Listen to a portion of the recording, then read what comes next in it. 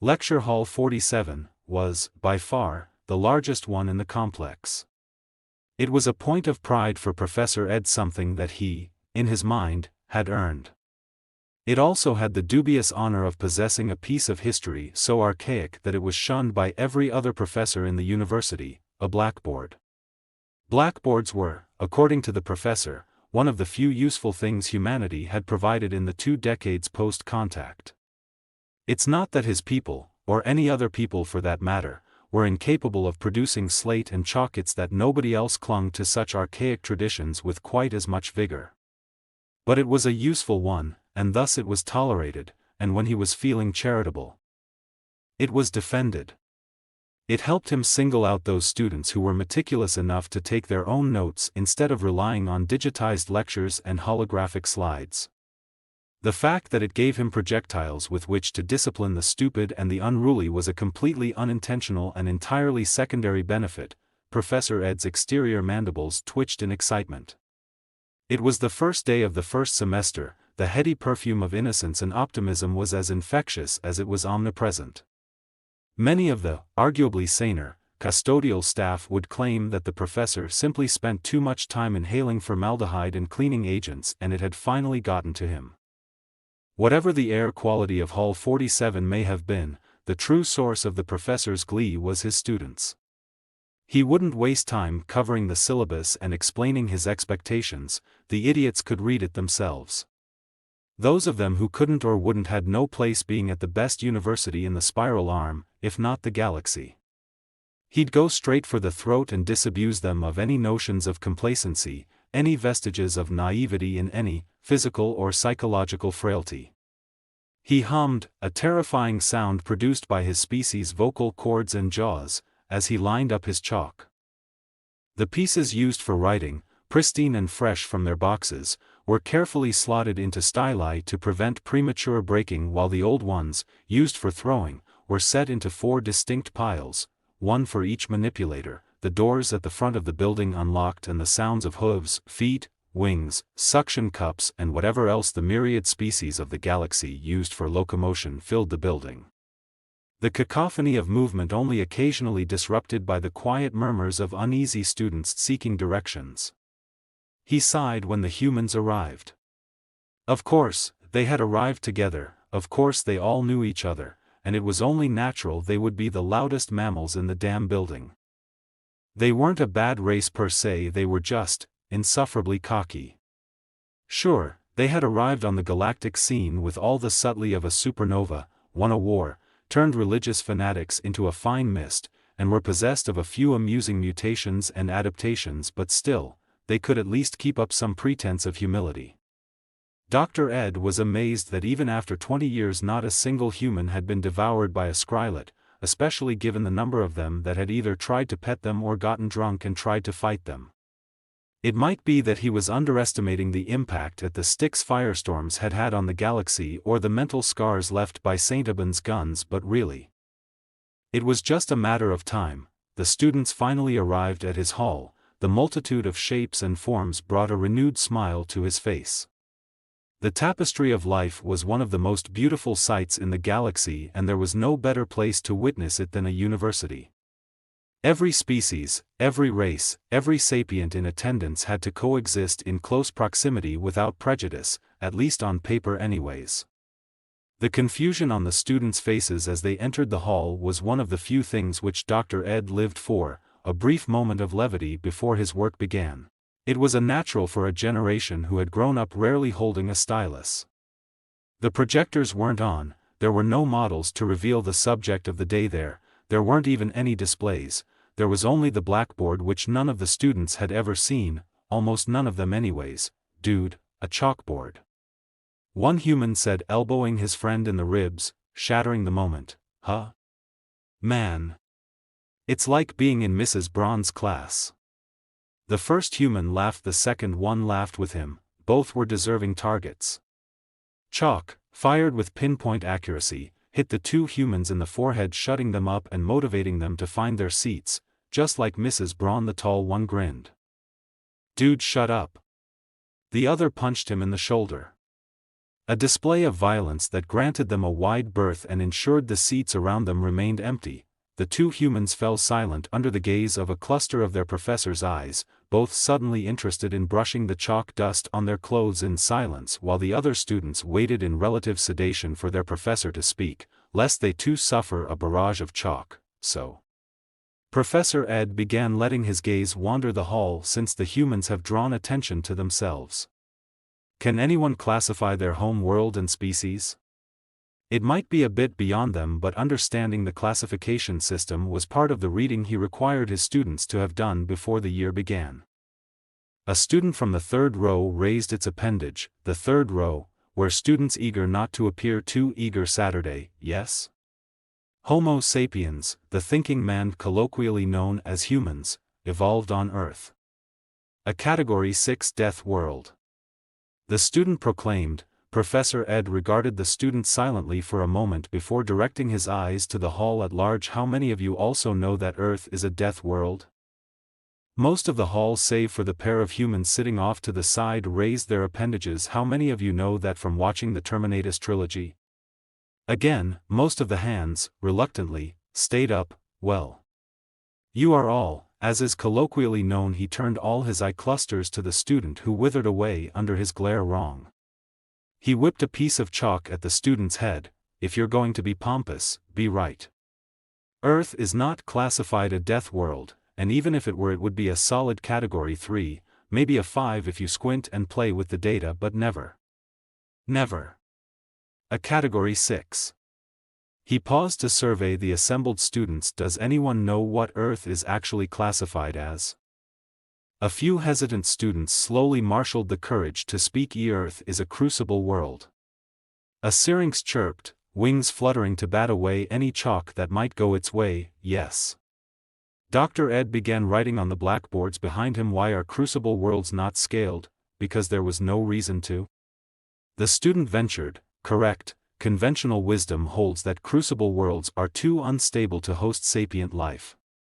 Now, taking a step back, Dr. Ed continued speaking as his lower two arms began writing on the board behind him. There is one thing that must be made abundantly clear. Everyone please read, aloud, what is written on the board. The hall was silent for a moment as the professor stepped out of the way. Action movies are not valid sources of information. The walls shook with the voices of hundreds. Excellent. And the next person to proclaim what they heard in a human action movie as a fundamental law of the universe will cover every blackboard I can find, in this martyr-damned cluster, with lines. His third and fourth eye clusters trained on the Carlag, who was having a hard time hiding his massive bulk from the professor's predatory gaze. So, for them it was a shock to stand face to face and be lectured by an ex-slave, especially a chattel slave whose body bore the scars and mangled limbs of years of forced labor. A shock they desperately needed if they wanted to delve into xenobiology and xenopsychology. If they couldn't survive even such a mild shock without suffering a fit of vapors, well, Dr. Ed was not known for tolerating the weak of spirit. Do you know what the marshal asked when he came to the cage? It wasn't comfortable enough to call a cell I had been left in.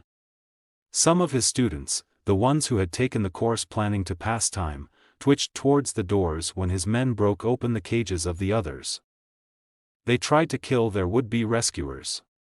So thoroughly had my people been reduced, so completely had they been reduced to animals, that as his men broke their cages open, their only thoughts had been to kill.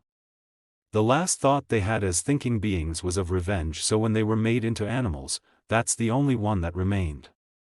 He paused, feeling his eyes roll. A hatred for slavers, a passport and, over time, shared values had brought Dr. Ed closer to his human friends. Chief among them, an irrational hatred for injustice. The only question he asked was if I planned on trying to kill him. I said no, and then he gave me a gun. The rest, where I was from, what level of death world I was born on, where I had been captured, if I was a citizen of a relevant authority, because yes, I see your skepticism, some people would have left us on a burning station to die. More students looked ready to bolt as they looked and properly took in his appearance, discomforted by his blinded eyes, his mangled limbs, his torn shoulders. the natural world is brutal, ruthless and remorseless. Dr. Ed's voice rose for the first time, gaining passion and power as he spoke. For every good person there is a depraved savage set on making the galaxy colder and darker. So, for them it was a shock to stand face to face and be lectured by an ex-slave, especially a chattel slave whose body bore the scars and mangled limbs of years of forced labor. A shock they desperately needed if they wanted to delve into xenobiology and xenopsychology. If they couldn't survive even such a mild shock without suffering a fit of vapors, well, Dr. Ed was not known for tolerating the weak of spirit. Do you know what the marshal asked when he came to the cage? It wasn't comfortable enough to call a cell I had been left in. Some of his students, the ones who had taken the course planning to pass time, twitched towards the doors when his men broke open the cages of the others. They tried to kill their would-be rescuers. So thoroughly had my people been reduced, so completely had they been reduced to animals, that as his men broke their cages open, their only thoughts had been to kill. The last thought they had as thinking beings was of revenge, so when they were made into animals, that's the only one that remained. He paused, feeling his eyes roll. A hatred for slavers, a passport and, over time, shared values had brought Dr. Ed closer to his human friends. Chief among them, an irrational hatred for injustice. The only question he asked was if I planned on trying to kill him. I said no, and then he gave me a gun. The rest, where I was from, what level of death world I was born on, where I had been captured, if I was a citizen of a relevant authority, because yes, I see your skepticism, some people would have left us on a burning station to die. More students looked ready to bolt as they looked and properly took in his appearance, discomforted by his blinded eyes, his mangled limbs, his torn shoulders. The natural world is brutal, ruthless and remorseless. Dr. Ed's voice rose for the first time, gaining passion and power as he spoke. For every good person there is a depraved savage set on making the galaxy colder and darker. For every group of herbivores there is a predator lurking in the shadows, and everything that has ever lived will die. Some brutally. As biologists you will have to observe this with dispassionate interest and absolute objectivity. As psychologists you'll often have to do more than observe and yet remain even more objective. He raised his ruined arm to point at the doors. Anyone disturbed by that can kindly fuck off and join another section. 100 or so left, maybe more, maybe less, probably more. Dr. Ed didn't care. His priority, his concern, his obligation was those that remained, those that would at least try to see the world without blinders or tinted lenses. Some of those who left did so with communicators in hand, ready to call their parents and complain about the quality of the staff. Some left nauseated, unwilling or unable to handle the violent death that was so common in much of the galaxy. A facet of reality that they, as herbivores, had never had to consider as more than an abstract. Some simply realized that Dr. Ed wouldn't suffer indolence or idiocy and his class might require effort to pass. And some, more than he would have liked, simply would not tolerate being lectured by a Deathworlder slave. Good. He nodded. Now the rest of this lesson I will be doing one thing and one thing only, impressing upon you the importance of our work and the importance of being thorough, truthful and objective. Who here is familiar with the history of the Agazid? Shrugs, universal shrugs, which prompted Dr. Ed to mutter a curse and wish, as he often did in situations like these, that he had a human face. Their fleshy muscular faces were capable of showing so many degrees of emotion. A clerical error saw them classified as a low or non-sapient B6. Does anyone know the implications of such a classification? Again, there was silence. A low or non-sapient B6 designation means that it was perfectly legal for military units to train against them in live fire exercises. Sir. One of the humans spoke. He knew how to be respectful, at least, this was in the reading. The biologists classified them, the military applied for a permit, it was granted, they did what soldiers do. All the correct protocols were followed. This just seems like a standard clerical error. One of the humans, Philip from French Mars according to his name tag, stated looking for an answer to his unasked question, doesn't it? Dr. Ed sighed. Benevolent bureaucracy or even benevolent bureaucrats are rare on Earth and even rarer in the galaxy as a whole. The professor chuckled at some joke no one else understood. The Agazid were classified as inhabiting a B6 world, meaning that it was one of the most vicious, predatory and dangerous worlds in the galaxy. Thus, when xenobiologists landed, they were more concerned with their own safety than doing their jobs properly. When they encountered what could have been intelligent life, they wrote it off as low sapient, because what else could evolve in such a hellhole, and nobody bothered to follow up.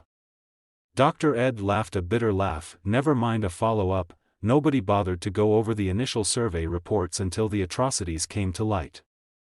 When the initial survey report was released to the galaxy at large, the Caleth applied to use the world as a training ground for their military. An undesirable world, inhabited by undesirables in a relatively far-flung region of the galaxy. Dr. Ed trailed off to survey the class. The Caleth students were largely uncomfortable. Those who knew what was coming were trying to repress their instinct to run and hide. A few remained defiant, until their Death World professor showed his teeth. The humans, they had read enough of their own history to know how this lecture was going to end, and Philippe from French Mars felt like an idiot. Good. Their application was quickly granted and their military set up a station in orbit to facilitate the planet-side training. Caleth soldiers quickly encountered the Agazid and, if their logs are to be believed, enjoying using them as practice given their natural ferocity, cunning and use of primitive tactics. Shouldn't. Yes. Dr. Ed cut the student off, his voice hard enough to cut raw steel, causing the student to recoil. It should have tipped the Caleth off to their intelligence. It should have caused a re-evaluation, but they didn't feel obliged to concern themselves with a savage race. So what if they were intelligent? The survey had shown them to lack true sapience. The learned and trustworthy xenobiologists had classified them as such. Their hands were clean. Besides, they were just soldiers who were just following orders. Professor Ed stopped himself before his lecture turned into a rant, not to mention that, even if anyone suspected that the Agazid were intelligent, most militaries will not forego the opportunity to train against Deathworlders if they can do so in relative safety. So, if the military wasn't going to do spearhead a re-evaluation, it would have fallen on politicians to step in, but why would they? The world wasn't inhabited by anyone useful or by the right kind of species. To the political class, it wasn't worth the possible blowback or political capital. Much better to apologize after the fact, pass the blame back to the military, and build a memorial than to risk one's career trying to stop something useful. The final hope for the Agazid lay with civil society. Now, it is important to acknowledge the realities of the universe before we continue. He paused to watch his students and their reactions. Nothing major, good. 9 in 10 sapient species evolve on garden worlds, paradise worlds, Gardens of Eden as the humans call them. This means that the perceived default sapient is a 2- to 6-legged flightless herding herbivore that evolved to live either exclusively or primarily on land. These species evolved on worlds that were either largely or completely devoid of large predators and lacked parasitic life forms including most viruses or bacteria. Given these non-competitive comfortable environments, most species prefer to eschew actual physical violence in favor of displays of power and force if things escalate that far. From their perspective, wars where you actually use weapons are needlessly destructive and only used as a last resort or preemptively when success is guaranteed. This stands in stark contrast to the remaining 10% of life in the galaxy, species that evolved on either primarily or exclusively carnivorous worlds. On those worlds, life lives not in competition so much as in a continuous state of conflict. Among higher-order creatures this process is driven more by instinct and the pursuit of glory, which in turn allows social advancement than the need to feed. Violence is exceptionally commonplace and shows of force are usually only precursors to the actual use of force. Additionally, moderate to high category B planets are dominated by obligate carnivores as opposed to omnivores, thus they tend towards low populations of highly aggressive individuals who, most importantly, have the capacity to act on their tendencies. Now, who wants to tell me which adjectives are frequently used to describe my kind among civil society? The silence was deafening. The herbivores who dominated the room sat in nervous silence, perhaps aware of the fact that the few Deathworlders present could kill many of them with little or no effort, and they were loath to provoke them in such tight quarters. Lesser or lower were frequently used due to cast doubts on our intelligence. In modern society that has fallen from use, as people generally assume that Deathworlders are second tier at best, while savage Deathworlders are more akin to beasts of burden than sapients. Other common adjectives are stupid, aggressive, violent, destructive, untrustworthy, lazy, disease-ridden, and other delightful variations on the theme. Unfortunately, given that species higher up the food chain tend towards lower overall populations, and the fact that herbivorous species outnumber carnivorous ones almost 10 to 1 to begin with, means that Deathworlders have been unable to muster the political capital to change our reputations. Because they're accurate. A student couldn't help but mutter in what was, for him, a low voice, but to the 9 predators in the hall he might as well have shouted. Personal beliefs, dogmas, and opinion have neither place nor bearing on our work. If you can't accept that, leave. I lived on Earth for 2 decades. I've heard slurs more creative than anything you could ever come up with. Dr. Ed gestured to the door for a second time and let the silence drag on for a moment before continuing. So when considering the muted response of Caleth civil society during the Agazid affair, we also have to consider how they were viewed by said civil society. They were a technologically backwards, Deathworlder species of questionable sapience, whose existence had barely warranted a few lines on a slow news day. As such, civil society, if it was even aware of the question of their sapience, was probably not going to act in their defense when there were so many other things with which to fill their time. On top of that, many would have been willing to tolerate combat training given how close their home world is to the hinge of empires. This is compounded by the fact that one of them is a Deathworlder empire. By the time the killings ended, over 80% of the Agazid had been exterminated.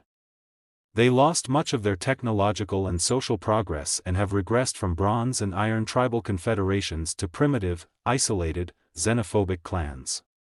It will be centuries at the earliest before they join the galactic community, if ever, and frankly most of our field is leaning towards half a millennium.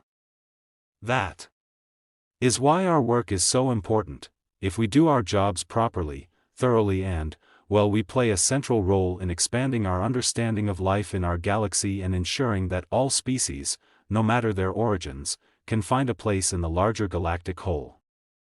However, if done poorly, we simply serve a source for bigots and racists to legitimize their views. If corrupted, we become tools for whatever ends our paymasters have envisioned. If done maliciously, we may become complicit in genocide and the destruction of whole species and cultures. He surveyed his students, who looked like the immature students they were. They heard his lecture, they heard his speech, they heard his words. But they didn't understand. They couldn't, but they would. In this hall they would grow into adults, or they would cry to a counselor. Dr. Ed had said as much in his course outline. They hadn't believed it then, but they would. Because everyone knew that seeing was crucial to believing. He would make them see. All of you are wondering, I'm sure, what I plan to say now. Now that my speech about responsibility, one you've heard 1,000 times from your parents, is done.